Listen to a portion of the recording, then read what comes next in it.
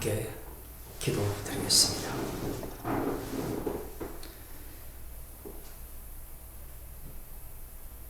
주님의 사랑을 알지만 나의 우상을 찾아 부지런히 애쓰며 새로운 우상을 만들어내는 그러한 죄인들을 주님께서 친히 불러주셔서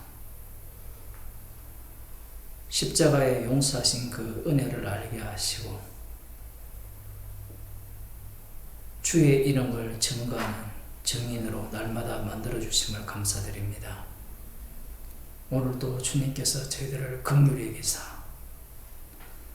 말씀의 능력 안으로 인도하여 주옵소서. 예수님 이름으로 기도드리옵나이다. 아멘. 하나님 말씀 마태복음 14장 12절에서 21절 말씀을 보도록 하겠습니다. 제가 읽어드리겠습니다.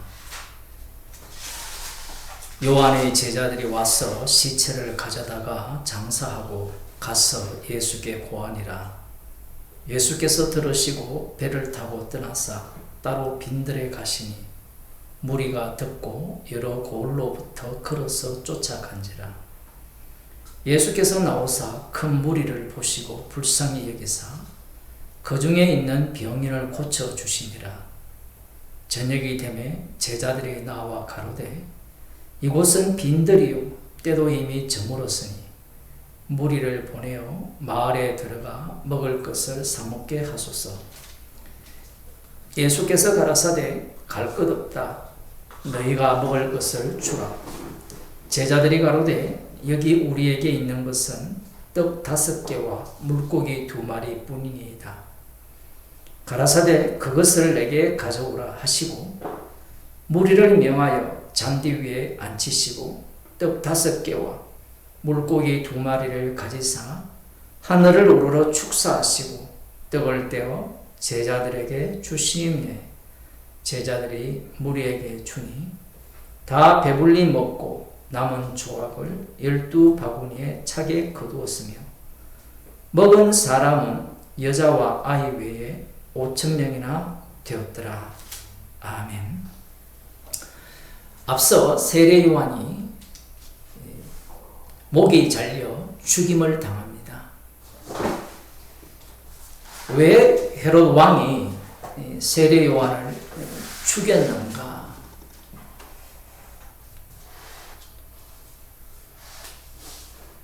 세례 요한을 죽이려고 한 이유는 세례 요한이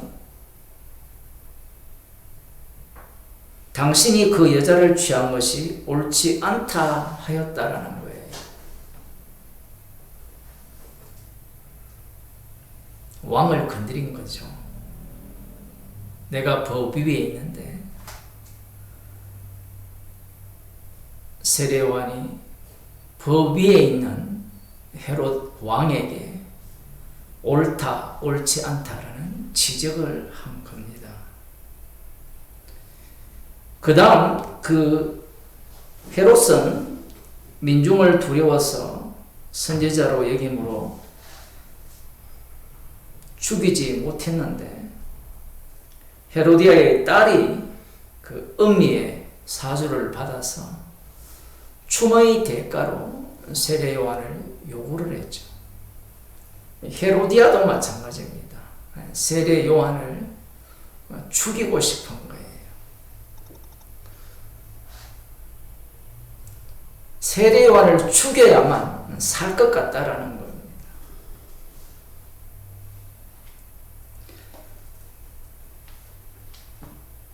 이 내용과 오늘 본문이 어떤 연관성이 있는가? 그것을 찾기 전에 먼저 창세기로 가면 4장에 가인과 아벨이 나옵니다. 3절부터 보면 세월이 지난 후에 가인은 땅의 소산으로 제물을 삼아 여호와께 드렸고 아벨은 자기도 양의 첫 새끼와 그 기름으로 드렸더니 여호와께서 아벨과 그 제물은 연락하셨으나 가인과 그 제물은 연락하지 아니하신지라. 가인이 심히 분하여 안색이 변하니 여호와께서 가인에게 이르시되 네가 분하여 함은 어찌미며 안색이 변함은 어찌미뇨. 가인도 자신이 통제가 안 되죠. 똑같이 자신은 농사 짓는 자였고 아벨은 양치는 자였는데 정성을 다해서 드렸는데 아벨과 그 제물은 받으시고 자신과 그 제물은 받지 않으신 것에 대해서 심히 분하고 안색이 바뀌는 겁니다. 성경에 있기 때문에 익숙하죠. 익숙한데 우리들도 마찬가지입니다. 지금도 만일에 이러한 경우를 당한다면 안색이 바뀔 거예요. 교회에서도 마찬가지죠. 똑같이 봉사를 했는데 한 사람은 칭찬하고 한 사람은 칭찬 안 하면 안색이 바뀌는 거예요. 가인이 왜 분하여 안색이 변했는가? 그 이유는 그 속에 악마가 들어있기 때문에 그래요. 마귀의 종이죠. 그 아비는 마귀니까 그 마귀가 노리는 노림수가 따로 있기 때문에 그래요. 나의 행동에 대해서는 하나님께서 인정해 주셔야 된다는 겁니다.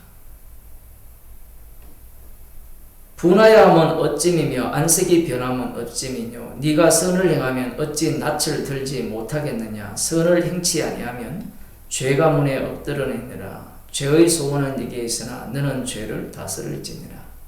하나님께서 직접 말씀하셔도 그 말씀에 순종할 능력이 없어요. 창세기 4장만 보더라도 하나님께 순종해야 된다. 그런 말이 얼마나 엉터리인지 알 수 있어요. 사람들이 그런 이야기를 하잖아요. 하나님께서 직접 말씀하시면 내가 순종할 것이다. 직접 말씀해도 안 들어요. 오히려 더 자극을 하죠. 그 자극하는 내용이 사실 이게 율법이잖아요. 죄를 다스리라 이렇게 말씀을 하셨는데 이후에 이스라엘 백성들에게 율법을 주시잖아요. 율법을 주시면 그 율법이 이스라엘 백성들을 자극하죠. 죄를 짓도록 더욱더 자극을 해서 죄를 짓고야 말도록 만드는 말씀이 됩니다. 지금도 마찬가지예요. 말씀이 왜 그렇게 작동을 하느냐라고 할 때는 말씀이 문제가 아니에요. 그 말씀을 듣는 당사자들이 마귀의 종이기 때문에 그렇습니다. 당사자들이 마귀의 종이기 때문에 하나님의 말씀을 들을 때 나름대로 얼마나 애를 썼겠어요. 그런데 자기 뜻대로 안 돼요. 이런 얘기를 하면 기분 좋죠. 지옥과도 마땅하다는 얘기입니다. 자기가 자기 뜻대로 안 된다는 것은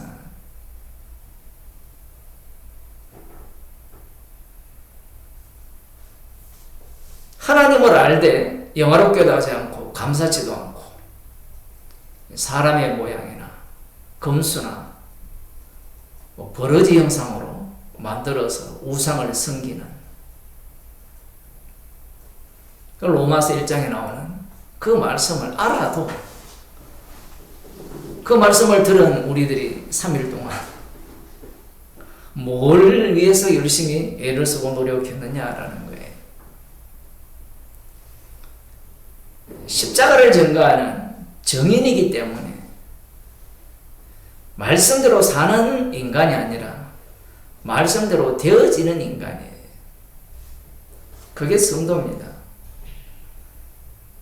8절에 보면 가인이 그 아우 아벨에게 고하니라 얘기를 다 해줘요. 하나님이 어떤 말씀을 하셨는지.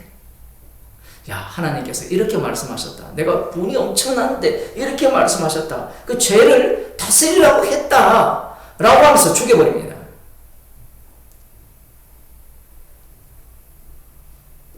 왜 죽이느냐라는 거예요. 죽이는 이유는 신약에 가서, 물론 구약에도 조금씩 드러납니다. 조금씩 드러나는데, 이 신약으로 가게 되면 이제 더욱더 분명하게 드러나죠.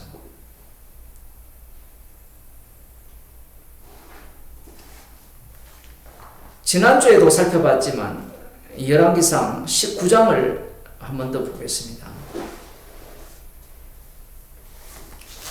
열왕기상 19장에 보면 아합이 엘리야의 무릇 행한 일과 그가 어떻게 모든 선지자를 칼로 죽인 것을 이세벨에게 고하니, 우리 같으면 아합이 엘리야가 하나님께 기도한 것과 그 거짓 선지자들이 기도한 것과의 그 내용들을 다 들었고, 그러면 불러서 응답하신 그 하나님이 재물을 불살랐고 물까지 다 태워버린 그 내용을 들려주었을 뿐만 아니라 이 엘리야가 850명의 선지자들을 칼로 다 죽였다라는 이야기를 들었다면 회개할까요? 안 그러면 더욱더 분노할까요? 제가 지금 이런 얘기를 하는 이유가 뭔가 하면, 이 교회를 다닌다고 하는 사람들이 망상을 해요.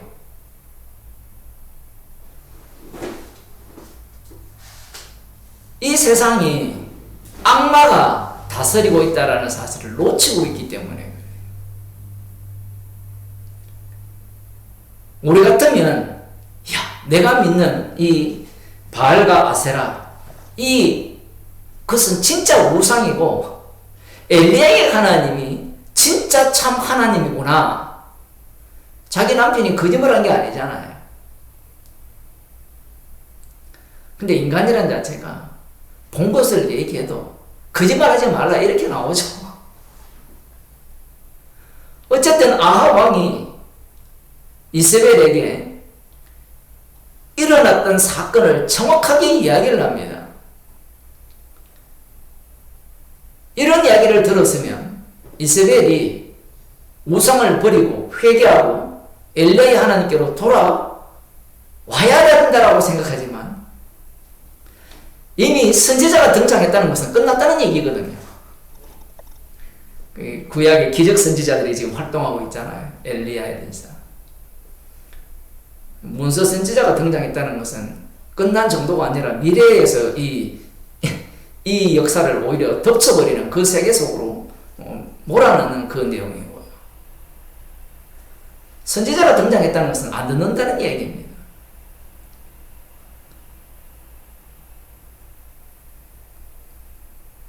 남편 아합 왕이 보았던 내용을 다 이야기를 해도 이세벨은 회개하기는커녕 이렇게 말합니다. 2절에 이세벨이 사자를 엘리야에게 보내어 이르되, 내가 내일 이맘때에는 정녕 네 생명으로 저 사람들 중 한 사람의 생명 같게 하리라. 아니하면 신들이 내게 벌 위에 벌을 내리니 마땅하니라 한지라. 신들이 지금 완전히 가짜라는 게 들통이 났잖아요.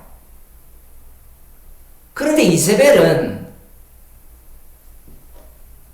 가짜라고 인정하지 않아요. 그 이유가 뭘까요?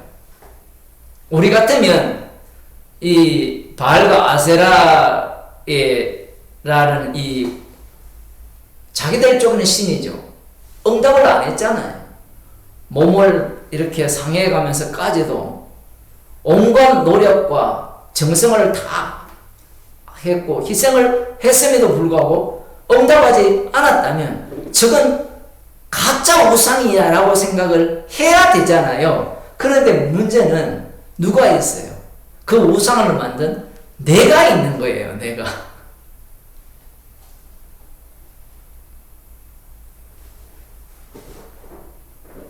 이세벨이라는 본인이 있기 때문에 이세벨이 말하는 신들이라는 것은 자기가 생각하는 신이에요. 지금 내일 이맘때에는 정녕 네 생명으로 저 사람들 중 한 사람의 생명 갖게 하리라.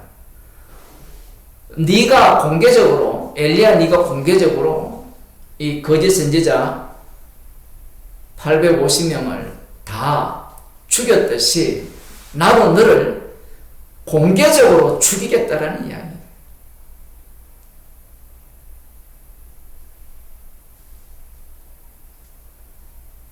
그러자 엘리야 선지자가 도망치죠.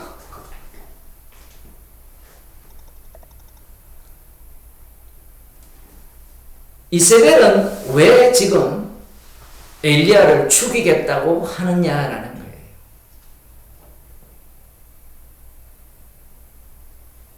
바알과 아세라가 문제가 아닙니다. 예수님 당시의 유대인들은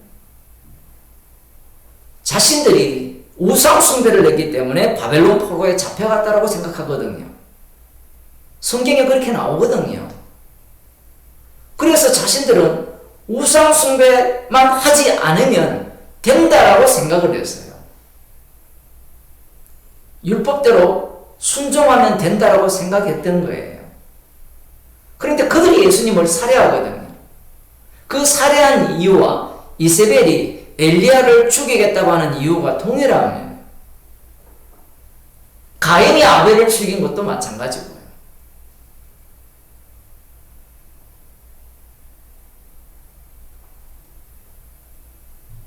헤롯 왕이 세례 요한을 죽인 이유도 마찬가지입니다. 우리가 생각하기에 귀에 거슬린다. 그래서 죽였다. 그럼 그 배후에 뭔가 있는 거예요.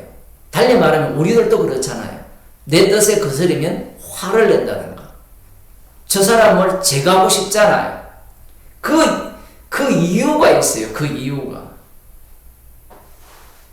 한 번 더 찾아보겠습니다. 역대하 24장입니다.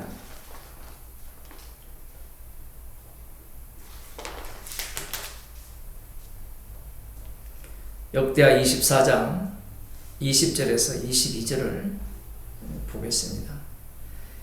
이에 하나님의 신이 제사장 여호야다의 아들 스가랴를 감동시키시며 저가 백성 앞에 높이 서서 저희에게 이르되 여호와께서 말씀하시기를 너희가 어찌하여 여호와의 명령을 거역하여 스스로 형통치 못하게 하느냐 하셨나니 너희가 여호와를 버린 고로 여호와께서도 너희를 버리셨느니라 하나 무리가 함께 꾀하고 왕의 명을 쫓아 여호와의 전뜰 안에서 돌로 쳐 죽였더라. 요아스 왕이 이와 같이 스가랴의 아비 여호야다의 베푼 은혜를 생각지 아니하고 그 아들을 죽이니 저가 죽을 때 이르되 여호와는 감찰하시고 신원하여 주옵소서 하니라. 이스라엘 백성들이 남유다죠. 18절에 보면 그 열조의 하나님 여호와의 전을 버리고 아세라 목상과 우상을 섬긴 고로 이 죄로 인하여 진노가 유다와 예루살렘에 임하니라. 여호와를 버리고 우상을 섬겼다는 거거든요. 그래서 진노가 임했어요. 그러면 우리 같으면 어떻게 하죠? 돌이키겠죠. 어떤 사람이 종교를 바뀌었는데 집에 우환이 생기면 돌이키잖아요. 그런데 이 구약 이스라엘 백성들을 보면 그들이 우상을 섬겨서 여호와께서 진노를 내립니다. 잘 풀리지가 않아요. 문제가 발생해도 여호와께 돌아오지 않아요. 신기하죠? 우상에게 갔다가는 우상에게는 돌아가요. 그게 중요합니다. 그런데 주님께로는 돌아오지 않습니다. 그게 악마가 갖고 놀기 때문에 그래요. 이때 이제 이 마지막에 죽임을 당한, 성전에서 죽임을 당한 스가랴를 감동시켜서 선지자로 만들었는데 백성 앞에 높이 서서 저희에게 이르되 여호와께서 말씀하시기를 너희가 어찌하여 여호와의 명령을 거역하여 스스로 형통치 못하게 하느냐. 형통케 하려면 여호와의 말씀을 거역하지 않아야 되잖아요. 우리 같으면 듣는다 생각을 하는데 아니 형통케 한다는데 안 들어요. 왜냐하면 형통이라는 자체도 나의 지속성을 원하는 형통이에요. 나를 꺾는 형통은 형통이 아니에요. 그러면 이 바알과 아세라, 이 아세라 우상들은 나에게 어떤 의미가 있느냐라고 할 때는 나의 확장성이잖아요. 나의 확장성. 심지어 우상을 섬겨도 문제가 발생해도 나의 확장성 속에서의 문제라고 보는 겁니다. 잘 풀리지 않는 걸로 보는 거죠. 그래서 또다시 나의 확장성을 위해서 뭐 희생물을 더 드린다든지 더 열심을 내어 헌신을 한다든지 봉사를 한다든지 그런 식으로 태도를 취하는 거예요. 우리들은 말씀을 관람하면 안 되는데 관람할 수밖에 없는 그런 위치에 있잖아요. 관람하다 보면 이 스가랴를 감동시켜서 너희들의 문제가 지금 형통치 않는 이 일이 우상을 섬기기 때문이다. 그러니 회개하고 여호와께로 돌아오라. 이렇게 하면 오늘날 여러분들 같으면 당장 돌아갈 거 아니에요. 근데 안 돌아갑니다. 그 돌아간다라는 말 자체가 안 돌아가는 이들과 똑같다는 이야기예요. 왜냐하면 그 돌아간 자들이 누구예요? 예수님을 살해한 유대인들이거든요. 왜 돌아갑니까? 왜 우상을 버리고 오직 여호와 하나님만 섬깁니까? 왜 안식일을 지키고 11조를 완벽하게 해내려고 합니다? 자신의 지속성을 위해서예요. 하나님의 말씀도 안 듣는 인간이 선지자의 말을 들을 리는 만무해요. 절대로 들을 수가 없습니다. 인간 자체가.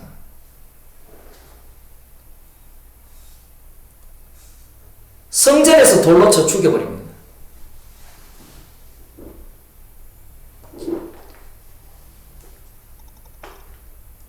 헤롯 왕이 세례 요한을 죽인 이유가 거기에 있어요.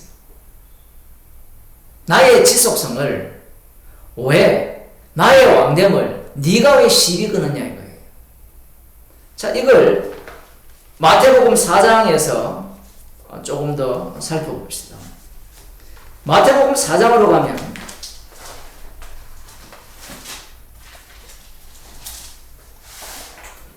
사복음서는 마태복음 4장으로 계속 돌아가야 돼요. 돌아가지 않으면 이상한 해석이 되거든요.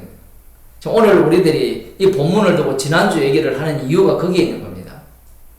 예수님께서 성령에게 이끌려 마귀에게 시험을 받으러 광야로 가셨죠. 40일 동안 밤낮으로 금식하신 후에 줄이신지라 시험하는 자가 예수께 나와서 가로되 네가 만일 하나님의 아들이거든 명하여 이 돌들이 떡덩이가 되게 하라. 너를 살려라는 이야기예요. 살아야 되는 겁니다. 죽으면 안 돼요, 인간은. 그 다음 두 번째는 능력이잖아요. 능력. 신적 능력으로 어디까지 가야 되죠? 죽음도 극복해야 된다는 이야기입니다. 하나님이 보호를 하신다 했잖아요. 성전 꼭대기에 올라가서 뛰어내리면 시편 91편 11절 12절에 나오는 그 말씀대로 천사들이 너를 보호할 거냐라는 겁니다. 이걸 거꾸로 돌리면 이런 얘기예요. 진짜 하나님의 아들이라면 이걸 이스라엘 백성들이고 바리새인들이라고 보면요. 먹는 문제 해결해야 되고요. 그 다음 병이나 이런 어떤 어려운 문제도 신적 능력으로 해결할 수 있어야 되는 겁니다. 그리고 마지막이 뭐냐라고 하면 지난번에도 그런 말씀을 드렸지만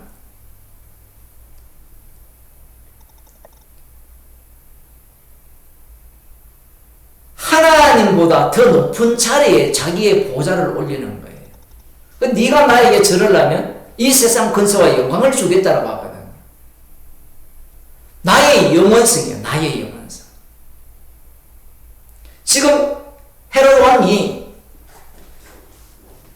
세례요한을 살해한 이유가 거기에 있는 거예요.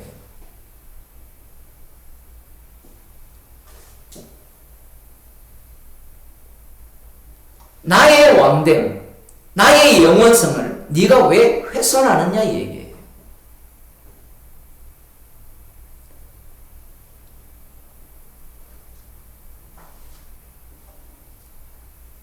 우상을 버려라.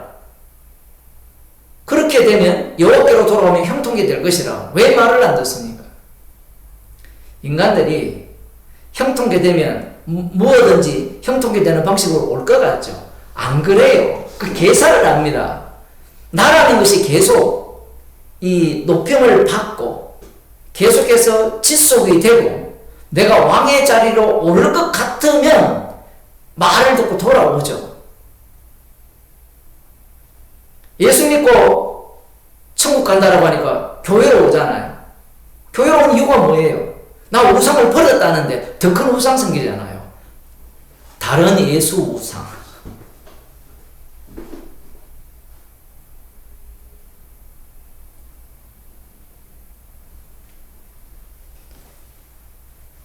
이제 오늘 본문으로 들어가면 제가 12절부터 읽었죠. 요한의 제자들이 와서 시체를 가져다가 장사하고 가서 예수께 고하니라. 예수님이 이 말씀을 들었어요.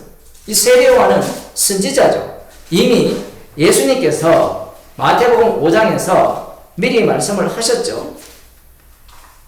나를 인하여 너희를 욕하고 핍박하고 거짓으로 너희를 거스려 모든 악한 말을 할 때는 너희에게 복이 있나니 기뻐하고 즐거워하라. 하늘에서 너희의 상이 큽니다. 너희 전에 있던 선지자들은 를 이같이 핍박하였느니라. 방금 저희들이 살펴본 아벨, 그리고 스가랴, 그리고 세례 요한, 그들을 핍박하는 정도가 아니라 죽여버리죠. 그 선지자들을 전체로 끌어모으면 세례 요한 안에 다 엄축되어 있다고 보시면 돼요. 뭐 아벨 안에 들어있다고 보셔도 되고요. 이 죽음을 들으시고 예수님께서 배를 타고 뭐 베세다 그쪽으로 가셨다 이렇게 얘기를 하는데 떠나서 따로 빈들에 가셨다 이렇게 되어 있어요. 이 빈들이라는 단어는 조금 전에 우리가 마태복음 4장에서 살펴본 광야라는 단어와 똑같아요. 물론 위치는 다를 수 있는데 뭐 위치가 다르다고 그 의미가 달라지는 건 아니에요. 이미 마태복음 13장에서 예수님께서 비유로 말씀하셨잖아요. 그러면 이 모든 것들이 비유로 해석이 돼야 되는 거예요.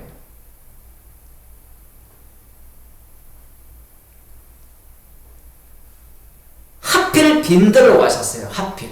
광야로 가신 거죠. 그럼 광야로 가면 누가 등장을 하죠? 예? 마귀가 등장을 하잖아요.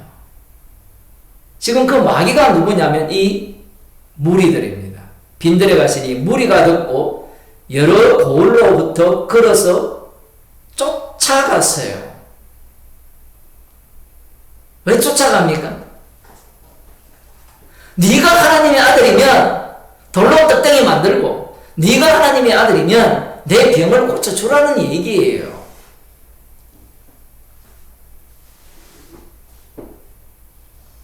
마귀가 광야에서 시험하는 얘기를 그냥 영적인 이야기로 끝나게 하는 것이 아니라 그 마귀가 어디에서 활동을 합니까? 인간들 속에서 활동을 하거든요. 자기 아버지가 마귀니까 그 아들들도 다 마귀일 거 아니에요. 그 예수님을 쫓는 이 무리들이 마귀라는 거예요. 뒤에 다음 주 볼 거지만 제자들도 마찬가지입니다.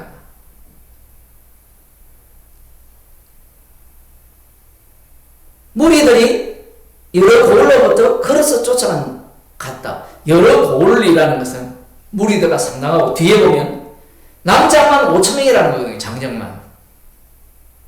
그러면 그 숫자가 적지 않은 숫자예요. 뭐 가족들이 적지 않잖아요. 그 당시에는 뭐 4명 정도만 돼도 4, 5, 20, 2만 명이고 4인 가족 치면 5인 가족 치면 2만 5천 명이 되고 적지 않은 수예요. 뭐 10만 명이 될 수도 있는 겁니다. 여기 옆에 있는 교회처럼 그 이상이 될 수도 있는데 이 많은 사람들이 예수님을 쫓아갔어요. 자, 여기에서 우리들을 굉장히 당황스럽게 하고 어렵게 하는 사건이 나옵니다. 무엇인가 하면 14절이에요. 예수께서 나오사 큰 무리를 보시고 불쌍히 여기사 그 중에 있는 병인을 고쳐 주시니라. 자, 여기에서 불쌍히 여기사, 그 다음 두 번째, 그 중에 있는 병인을 고쳐 주셨다. 이게 어려운 이야기예요. 이게 왜 어려우냐라고 하면 일반적인 해석은 이런 겁니다. 예수님께서 사랑이 많으시니까 불쌍히 여기시고 병자를 고쳐 주셨다. 이렇게 해석을 하잖아요. 자, 그런데 만일에 이렇게 된다면 뭐가 문제가 발생하느냐면 마태복음 4장과 정면 충돌이 일어나요.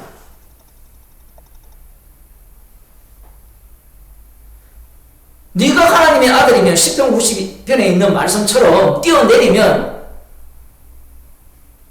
하나도 다치지 않게 한다라고 하셨지 않느냐. 해보라 할 때 하지 말아 했잖아요. 시험하지 말라 했잖아요.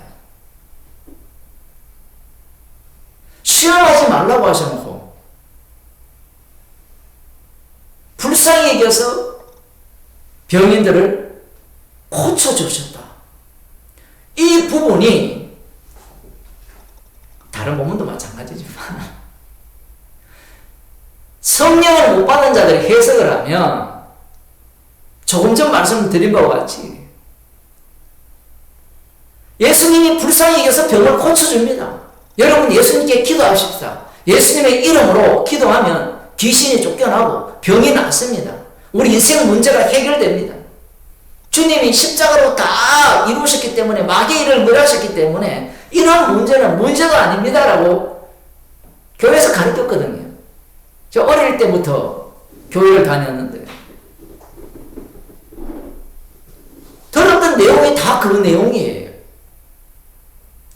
이 본문을 읽으면 그렇게 읽지 다르게 읽을 방법이 있나요? 무리들이 예수님을 쫓아왔습니다. 뭐 광야라는 것도 다 빼버리죠. 해석 자체가. 이 광야가 지금 키거든요. 이 본문에 있어서 키입니다. 물론 예수님께서는 이 사건 전체를 통하여서 이 여러 가지 사건들을 층층이 넣어버리죠. 중첩 정도가 아니고 몇 층을 지금 집어넣기 때문에 더 어려워지게 되는데 어차피 인간들은 예수님의 말씀을 못 알아들어요. 무슨 말인지. 예수님은 홀로 하시고자 하는 말, 다시 말하면 십자가에서 다 이루신 내용을 지금 막 쏟아내는 거예요. 인간들이 천지를 창조할 때 뭘 압니까?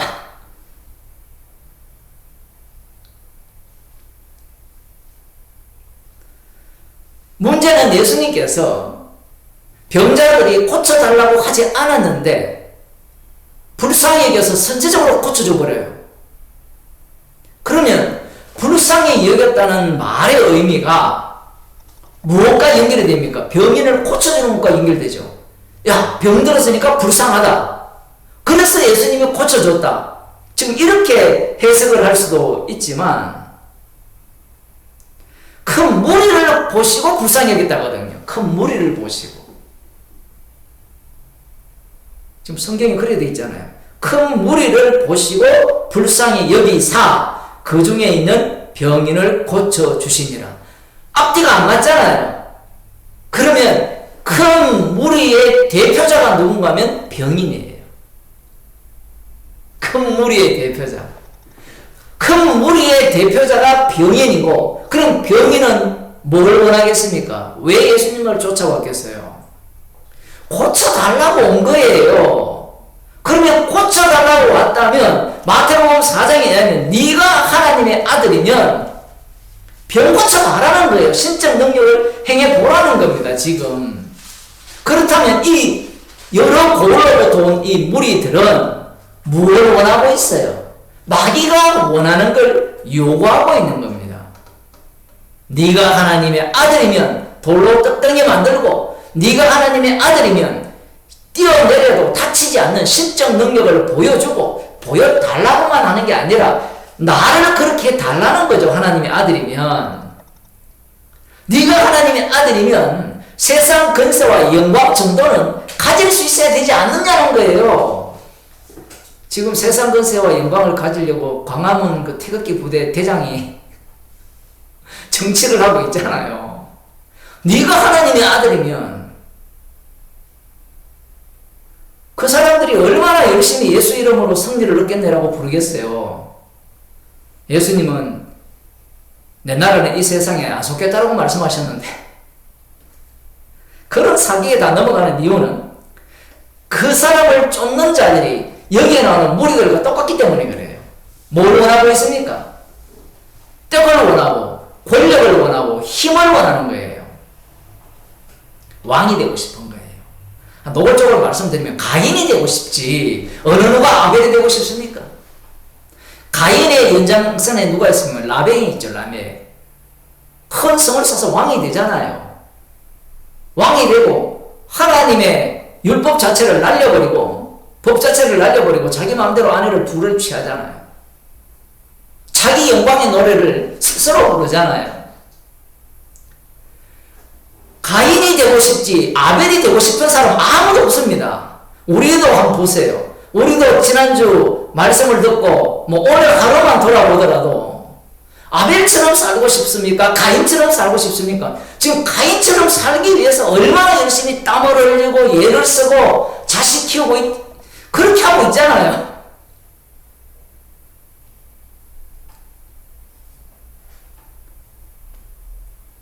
그 욕망을 지금 계속해서 드러내는 거예요.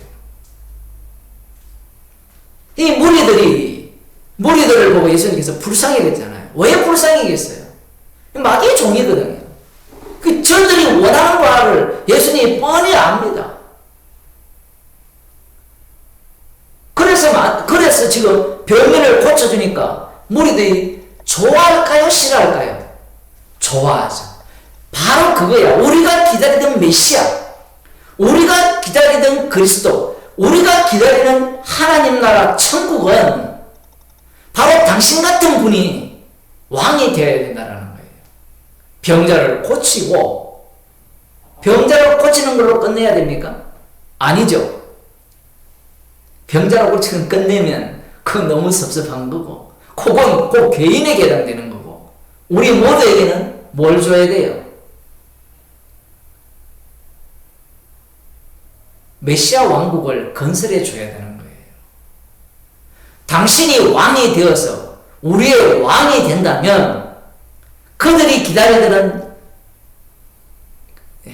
희한해요. 인간들이 사울 왕을 자기들이 원했잖아요. 원한 왕을 하나님이 버렸잖아요. 그런데 이들이 메시아를 기다리면서 말씀에 근거해서 똑같이 왕을 원해요. 구조가 희한하죠. 그런데 하나님께서는 약속대로 오시는 왕이 그들이 원하는 왕이 아니라 일방적으로 하나님께서 선택하신 예수님 자신의 아들을 왕으로 세우는 겁니다. 지금 이 무리들은 메시아 왕국을 기다리고 있거든요. 천국을 기다리고 있습니다. 얼마 전에 광화문에 가보니까 태극기 부대가 중에 어떤 사람이 하나님의 약속이 성취되었습니다. 저는 완전히 신천지 같은 소리를 해가지고 놀랐는데 그들이 약속이 성취되었다는 게 무슨 얘기예요?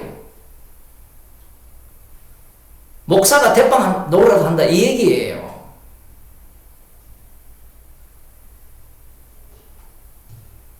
지금 이 무리들이 그 당시에 로마 제국하에 있잖아요. 지배하에 있잖아요. 이 당시에 90% 이상은 한 98%, 9% 정도 될 거예요. 지금 이 바리새인은 또 몇 프로 안 되니까 제사장 계열도 몇 프로 안 되니까 사두개인 계열도 몇 프로 안 되니까 90% 이상은 가난해도 너무 가난하고요. 힘들게 살아요. 하루살이죠. 요즘으로 말하면 아르헨티나 정도? 그보다 더 심할 거야. 굉장히 어렵게 사는 사람들이에요. 그러니 이들이 얼마나 간절하게 메시아 왕국을 기다리겠어요. 그러면 그 윗대가리에 있는 바리새인이나 사두개인들 이런 사람들은 어떤 메시아 왕국을 기다릴까요? 똑같이 사모하는데 이쪽은 가난하게 사는 사람들은 먹고 사는 문제 제발 해결되고 질병 문제 제발 해결되다가 이쪽이지만 윗대가리에 있는 사람들은 뭘 원할까요? 한 자리 차지하는 거죠. 한 자리 차지하는 거.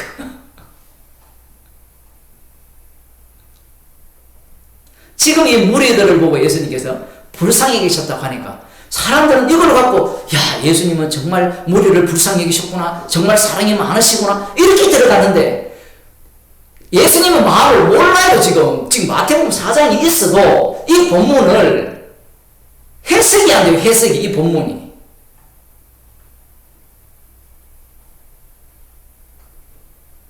왜 해석이 안 됩니까?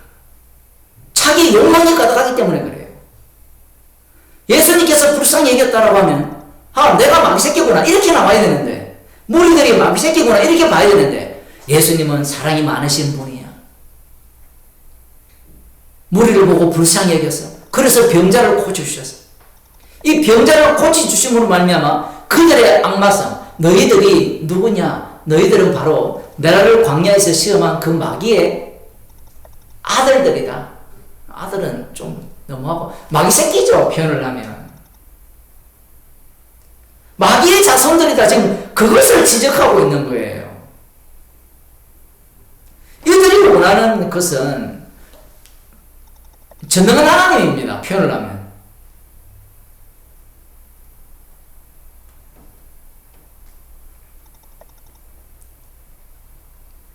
왜 무리가 불쌍한지 이 병자를 예수님께서 선제적으로 고쳐주심으로 말미암아 그들의 마음을 한번 자극시키고, 그러다 보니까 사람들이 떠나지 않죠. 기대감에 부풀려 있을 거 아니에요. 뭔가 더 놀라운 일을 볼 수 있지 않을까? 기대감이 가득한 겁니다. 자, 그러면서 저녁이 된 거예요. 저녁이 되니까 또 예수님이 먼저 개입하는 게 아니라 제자들이 나옵니다. 여기 보면 저녁이 되면 제자들이 나와 가로되 이곳은 빈들이요 때도 이미 저물었으니 무리를 보내어 마을에 들어가 먹을 것을 사 먹게 하소서. 저녁이 되도록 기다렸어요. 예수님께 뭔가를 가르쳤을 수도 있고요. 어쨌든 지금 저녁이 되니까 제자들이 먹을 것을 걱정하잖아요. 먹어야 살잖아요. 이게 먹는 문제보다 중요한 게 없잖아요, 인간에게. 지금 그걸 지금 제자들이 거론하는 겁니다. 제자들이 구약을 알아요, 몰라요? 알죠? 신명기를 알죠? 광야에서 만나를 주신 이유는 사람이 떡으로 사는 것이 아니라 하나님에 의해서 나오는 모든 말씀으로 산다는 걸 알죠? 알아도 지금 소용이 있습니까, 없습니까? 저녁이 되니까 배가 고프니까 밥 먹어야 되는 거예요. 먹는 이유는 나의 지속성이에요. 돌로 떡덩이 만들어놔. 너는 살아야 돼. 사는 것으로 끝나는 것이 아니라 최종적으로는 하나님보다 더 높은 자리에 너가 앉아야 돼. 내가 앉아야 돼. 그것을 목적으로 두고 있는 거예요. 그 제자들이 저녁이 되니까 제자들의 관심은 하나잖아요. 예수님이 왕권을 차지하실 때 자기들은 우편 좌편 이걸 노리고 있거든요.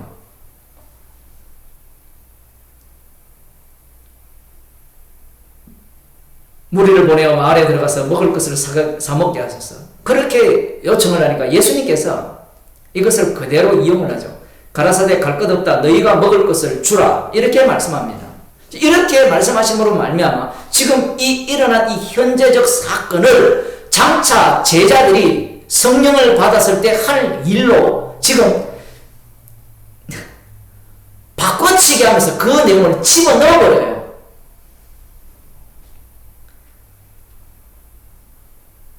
그러면 여기에서 제자들은 자기들의 한계성이 다 드러나면서 장차 가룟 요단은 빠집니다. 가룟 요단은 빠지고 성령을 받은 자들이 무엇을 주어야 될 것을 예수님으로부터 직접 지금 말씀을 듣고 있는 거예요. 그 전에 먼저 무엇이 드러나야 됩니까? 이 무리들이 뭘 요구하는가가 드러나야 돼요. 무리들은 먹을 것을 요구하고 있고 자신들이 원하는 메시아를 요구하고 있는데 예수님은 지금 이 땅에 죽으러 오셨어요. 누구처럼? 세례요한처럼.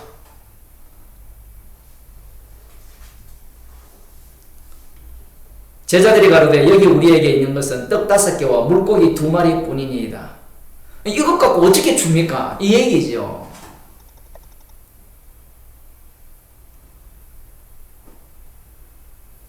인간의 그 욕망을 그대로 끌어당겼어. 그걸 사용하여서 지금 주님께서 그들의 죄를 드러내시면서 주님께서 하실 일을, 그리고 주님께서 십자가로 완성하시면 그 완성된 상태에서 이 제자들이 할 일을 여기에 다 담아버립니다. 이 말씀은 무슨 소리 하겠습니까? 제자들은 지금 무리들은 많고 저녁은 되었고 끼니 때가 되었으니까 이들을 먹일 일만 관심이 있는데 너희가 먹을 것을 주라고 하니까 떡 5개와 물고기 2마리 뿐인데 우리가 어떻게 줍니까? 이렇게 하니까 예수님이 이렇게 말씀하시죠. 가라사대 그것을 내게 가져오라 하시고 무리를 명하여 잔디 위에 앉히시고 떡 5개와 물고기 2마리를 가지사 하늘을 우러러 축사하시고 떡을 떼어 제자들에게 주시매 제자들이 무리에게 주니 다 배불리 먹고 남은 조각을 12바구니에 차게 거두었으며. 제자들은 내심 기대 안 했을까요? 마찬가지입니다. 그 떡 5개와 물고기 2마리로 하늘 향해서 축사하시고 떡을 떼어 제자들에게 주시니까 제자들이 무리에게 나눠주고 다 배불리 먹었어요. 5,000명, 여자와 아이에 5,000명이 다 배불리 먹었습니다. 설명이 없어요, 뒤에. 왜 없을까요? 요한복음에는 설명이 있거든요. 어떤 사건이 진행되는지 그런 내용이 뒤에 쭉 나오는데 지금 마태복음에는 그 내용이 없어요. 없어도 됩니다. 지금 마태복음 4장에 근거를 하면 지금 예수님께서는 마귀에게 돌로 떡덩이를 만들어냈을 때 거절을 하셔놓고 여기에는 무리들을 불쌍히 여겨서 그들에게 다 먹여버립니다. 신적 능력을 갖고. 그러면 무리들은 예수님을 보고 야 정말 우리가 기다리던 모세가 예언한 그 선지자로서 메시아로서 다윗의 자손으로서 다윗 왕이 될 자격이 충분히 있다고 인식을 하는 거예요.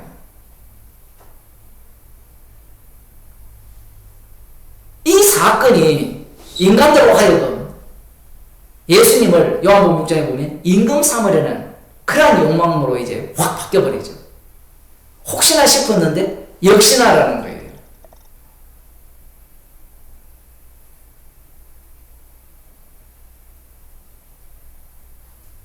예수님께서 불쌍히 여기셨다는 말은 결국은 병고침을 받은 자 그리고 이 떡을 먹은 자들이 예수님을 살해하는 겁니다. 왜 그러냐면 이들은 지금 예수님을 이용하려고 하는 거죠. 뭘 위해서? 네가 하나님의 아들이면 돌로 떡덩이 만들고 네가 하나님의 아들이면 시편에 예언된 대로 뛰어내리고 네가 하나님의 아들이면 나에게 절해서 세상 권세와 영광을 다 가져야 되지 않느냐라는 그런 악마적 마음들을 지금 이들 속에 보리떡 5개와 떡 5개와 물고기 2마리로 장정 5,000명을 먹이심으로 말미암아 너희들도 그들과 한통 속이라는 거예요. 너희들이 원하는 게 이거 맞지? 라는 이야기입니다. 지금. 그러면서 내가 주고자 하는 것은 육신의 떡이 아니고 예수님의 살과 피를 주고자 하는 거예요. 그러면 이 살과 피가 어디에서 발생하느냐라고 하면 이 무리들에 의해서 발생하는 거예요. 예수님을 왜 살해합니까? 자기들이 예수님을 살해하지 않으면 로마 군대가 와서 자기를 멸망시키는 것이 두려워서 예수님을 제거하는 거예요. 예수님이 나에게 이 육신의 생명의 지속성과 그 다음 영광을 주지 않는다면 언제든지 쳐내겠다는 거거든요. 죄다도 마찬가지고. 이 물고기 2마리와 보리떡 5개로 배불리 먹은 그들이 누구를 살해하여? 예수님을 살해하죠. 그래서 재밌는 말씀이 그 끝부분에 보면 12바구니에 차게 거두었더라. 이스라엘의 양식이 되는 거예요. 그 떡을 먹은 자들이 예수님을 살해함으로 말미암아 진짜 그들의 생명의 양식이 예수님이 되시는 겁니다. 예수님께서 지금 이 무리를 보고 불쌍히 여겼다라는 말씀의 의미는 이런 의미를 담고 있는 거예요.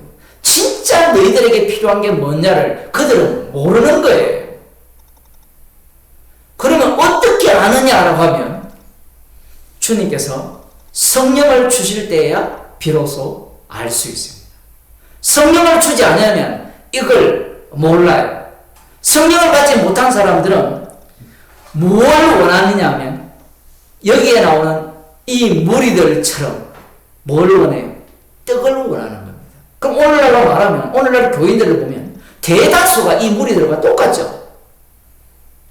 예수님의 이름으로 무엇이든지 구하면 주신다라고 하니까 뭘 구합니까? 공부 잘하게 해주세요. 부자 되게 해주세요. 축복받게 해주세요. 교회가 부흥하게 해주세요. 모두가 원하는 바가 뭐예요? 악마가 원하는 겁니다. 똑같은 예수 이름으로 기도하면서 속에는 뭘 깔고 있어요?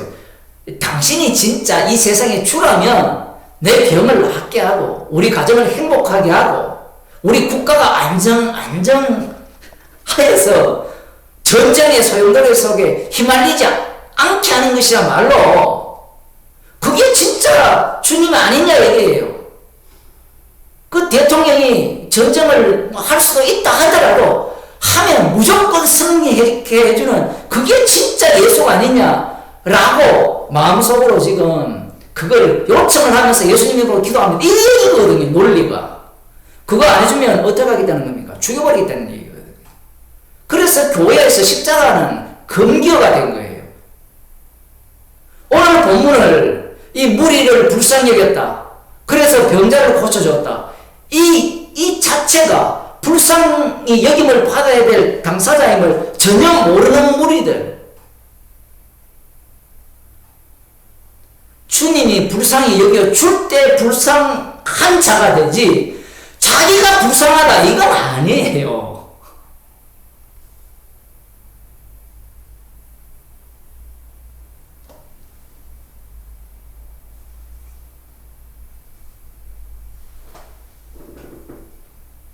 이 세상 사람들 전체가 이걸 원하고 있죠.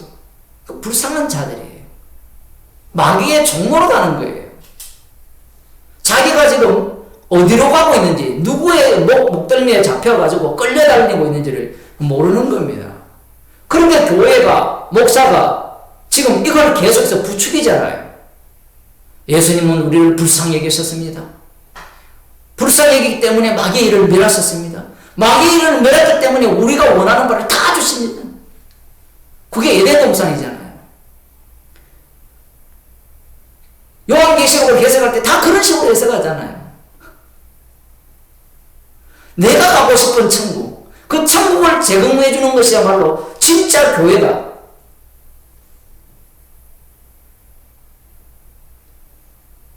자기들이 불쌍한 자임을 깨닫지 못하는 자. 이들은 예수의 이름을 우상으로 믿는 자들이죠. 사도 바울에 의하면 다른 예수죠. 다른 예수는 인간에게서 난 복음이에요. 인간에게서 난 복음이기 때문에 인간을 기쁘게 하고 인간을 행복하게 하고 그걸 마태복음 4장식으로 말하면 돌로 뜨뜻하게 만들어주고 부자 되게 해주고 성공하게 해주고 병 걸리지 않게 하고 병에 걸렸더라도 낫게 해주고 최종적으로는 영원히 왕노릇하는 그런 다른 예수. 다른 예수의 특징은 반드시 인간의 행위를 요청합니다. 그러나 진짜 주님이신 예수님은 인간의 어떤 것도 원치 않아요. 인간 자체가 불쌍한 자예요. 십자가의 용서함 속에 합류된 자만이 예수님으로부터 불쌍히 여김을 받은 자고요. 오늘 본문에 불쌍히 여기신 그 이유를 아는 자입니다. 기도하시겠습니다. 하나님 아버지, 우리가 악마의 종로로 하고 있다는 것을 아시기에 주께서 불쌍히 계시고 그 죄를 낱낱이 끄집어내시고 그 죄로 인하여서 죽임을 당하신 주님께서 주님의 피로 죄를 용서하시고 주의 이름을 증거하는 증인으로 삼아주심을 감사드립니다. 우리 인생이 말씀 앞에 죄인으로 드러나게 하시고 주님께서 우리를 불쌍히 여기신 그 말씀의 의미를 아는 자로 십자가만 자랑하는 저희들이 되게 하여 주옵소서. 예수님 이름으로 기도드리옵나이다. 아멘. 하늘에 계신 우리 아버지여, 이름이 거룩히 여김을 받으시오며 나라에 임하시오며 뜻이 하늘에서 이루어진 것 같이 땅에서도 이루어지이다. 오늘날 우리에게 일용할 양식을 주옵시고 우리가 우리에게 죄진들을 사하여 준 것 같이 우리 죄를 사하여 주옵시고 우리를 시험에 들게 하지 마옵시고 다만 악에서 구하옵소서. 대개 나라와 근사와 영광이 아버지께 영원히 사옵나이다. 아멘.